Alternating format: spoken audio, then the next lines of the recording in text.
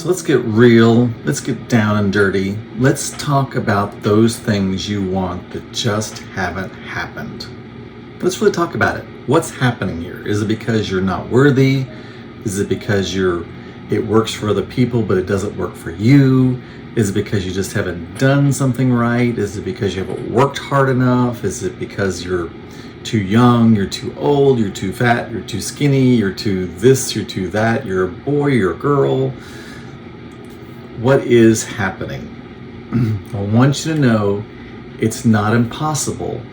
It just can't be done from where you are right now. Because the way things work is it works with source up here, where everything is possible. Everything, there is no time, there is no space. It all just is all at the same time. Then you have your spirit that connects there. That's energy. And it connects with your mind. It turns into electrical and chemical, and then it goes into matter. So what I'm saying to you is that you energetically have to become whatever that is. And then it moves its way through to the material until it is so for you.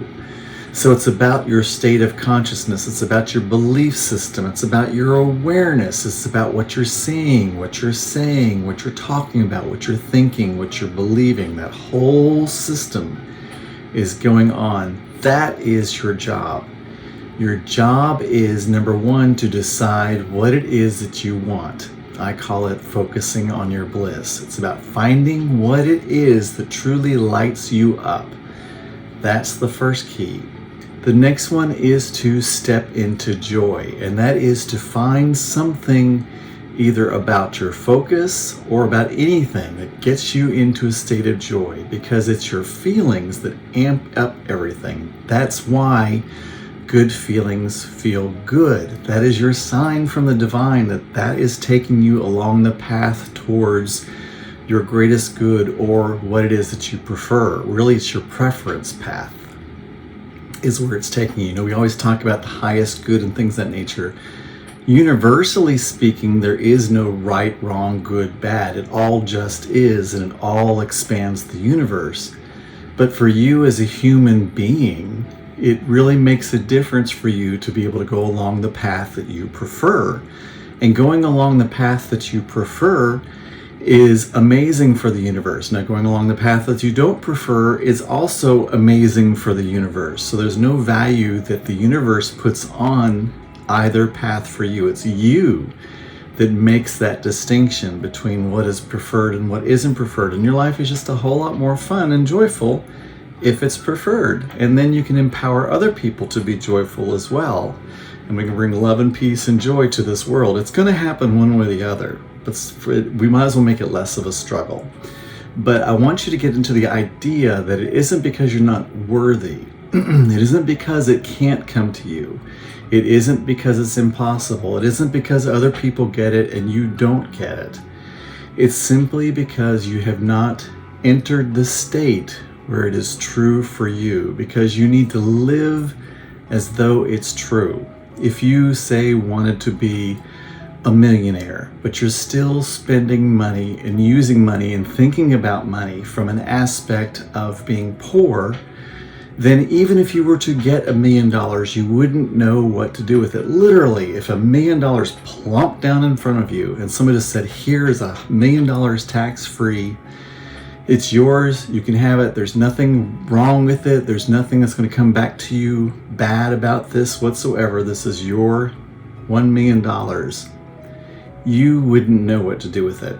And you would energetically align yourself with however you thought of yourself. If you thought of yourself as a person who didn't have $1 million, believe it or not, in a very short period of time, you wouldn't have $1 million. And you also wouldn't have anything of value that would be worth that $1 million. You would find a way energetically to get rid of that money as quickly as possible. And you've seen people do it. You've seen people that have gotten windfalls of one sort or another. I've seen myself do it, where I didn't think I had the value of whatever that was. And it came to me, and it came to me easily. And before I knew it, I had just frittered it away on all kinds of things that filled up my closet and perhaps filled up other people's closets that nobody needed, nobody wanted, nobody desired. There was a great teacher that I once heard that talked about putting your expenses into 4 different categories.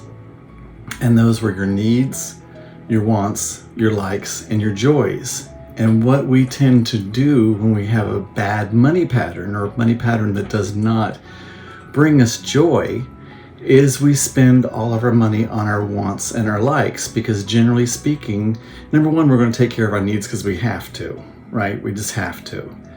But our wants and our likes are generally things that aren't as expensive, and they give us that momentary relief of being able to bring in something to make ourselves feel good, but ultimately it's not something that really is something we want or really need or can use long term. And generally, and those are the items that you end up giving away. Those are the items that end up getting stuck in the back of a closet. Those are the items that fill up your drawer. That's what those wants and likes are. Now, joys are those things that absolutely bring you joy, that you're going to think about years from now and still just have such a great feeling. It can be a material object, and be a situation, it can be an experience.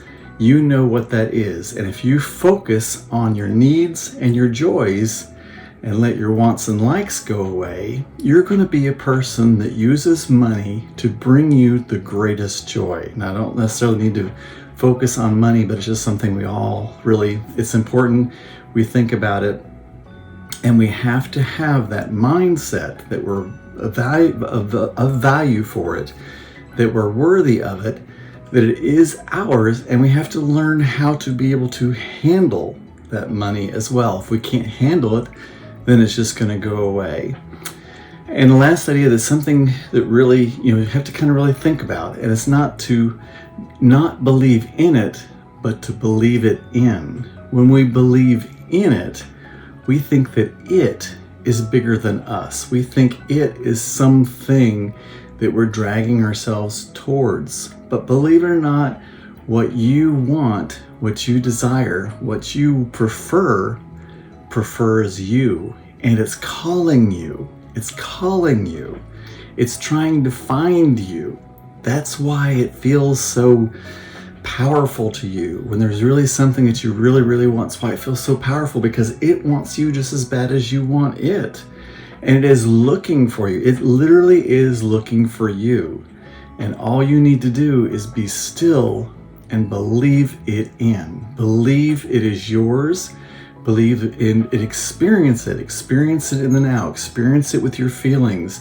Experience it with your words. Experience it with people that you are comfortable being able to role play that out with. And you'll be surprised how all of a sudden these idiosyncrasies start happening. These coincidences start happening that match up with that same energy field. And if you stay in that, you become that. And then it naturally comes to you. And it's about understanding the time frame difference between energy source, electrical in our brain, and the material solid in our bodies and in the material world. The material world is affected by gravity, and it's slower and it's denser. But when you get up into those higher energy fields, there's no longer gravity or any of those other forces that are exposing on it. And it also is going at the speed of light squared. So it's fast, it's instant, and it doesn't have all those things holding it back. So it's instant to go up to where it is that you want to go up there. And the thing of it is staying there, and then matter catches up. So you believe it in. It's like it comes into you as you decide who you are and stay in that space. So that's why you haven't gotten what it is that you're focusing on, what you're wanting, what you're asking for, is because you just haven't had the faith muscle. You haven't had the belief. You haven't allowed yourself to become that person. And that's what you need to do. You need to give yourself that allowance to be that person, and surround yourself by people who will let you be that person as well. Love, peace, and release.